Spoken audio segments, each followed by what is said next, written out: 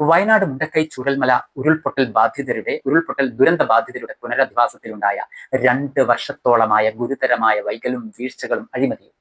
ഒരു സംസ്ഥാനത്ത് ഒരു പ്രകൃതി ദുരന്തമോ അപകടമോ സംഭവിച്ചാൽ ആ ദുരന്ത ബാധിതരെ എത്രയും വേഗം ഉചിതമായി പുനരധിവസിപ്പിക്കേണ്ട നിയമപരവും ധാർമ്മികവുമായ ഉത്തരവാദിത്തം അതാത് സംസ്ഥാന സർക്കാരിനാണ്.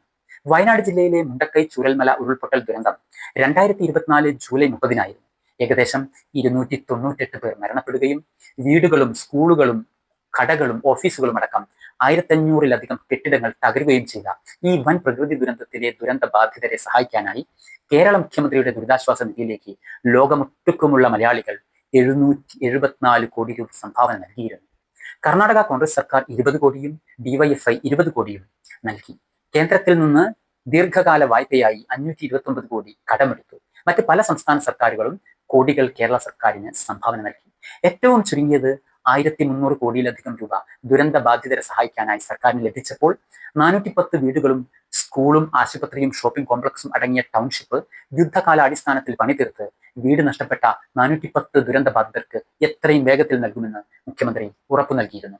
2026 മാർച്ച് 1-ന് നിയമസഭാ തിരഞ്ഞെടുപ്പ് മുന്നിൽ കണ്ട് 410-ൽ 178 വീടുകളുടെ പണി പൂർത്തിയായി ദുരന്ത ബാധിതർക്ക് കൈമാറുന്ന ഔദ്യോഗിക ചടങ്ങ് മുഖ്യമന്ത്രിയുടെ സാന്നിധ്യത്തിൽ സംഘടിപ്പിച്ചിരുന്നു. ബാക്കി 232 വീടുകൾ അന്തിമഘട്ടത്തിലാണെന്നും ഉടൻ പണി പൂർത്തിയാക്കി അർഹരായവർക്ക് കൈമാറുമെന്നും LDF സർക്കാർ പറഞ്ഞിരുന്നു. എന്നാൽ തിരഞ്ഞെടുപ്പ് കഴിഞ്ഞ് പിണറായി സർക്കാരിന്റെ കാലാവധി കഴിയാൻ ദിവസങ്ങൾ മാത്രം ബാക്കി നിൽക്കുമ്പോൾ 2026 ഏപ്രിൽ അവസാനമായിട്ടും മുണ്ടക്കൈ ചൂരൽമല ഉരുൾപൊട്ടൽ ദുരന്തമുണ്ടായി 21 മാസം കഴിഞ്ഞിട്ടും പണി പൂർത്തിയായെന്ന് പറഞ്ഞ് മുഖ്യമന്ത്രി കൈമാറിയ 178 വീടുകളിൽ ഒന്നിൽ പോലും ദുരന്ത ബാധിതർക്ക് ഇതുവരെ താമസം തുടങ്ങാൻ കഴിഞ്ഞിട്ടില്ല എന്ന വാർത്ത മലയാളിയെ ലജ്ജിപ്പിക്കുന്നതാണ്. കാരണം വീട് പണികൾ കഴിഞ്ഞിരുന്നില്ല, ഇലക്ട്രിസിറ്റി വാട്ടർ കണക്ഷനുകൾ പൂർത്തിയായിരുന്നില്ല, നൽകിയ വീടുകൾ ഇതുവരെയായും താമസയോഗ്യമായിട്ടില്ല. എല്ലാം ജനങ്ങളെ കബളിപ്പിക്കാനുള്ള സർക്കാരിന്റെ ഇലക്ഷൻ സ്റ്റണ്ട് മാത്രമായിരുന്നു.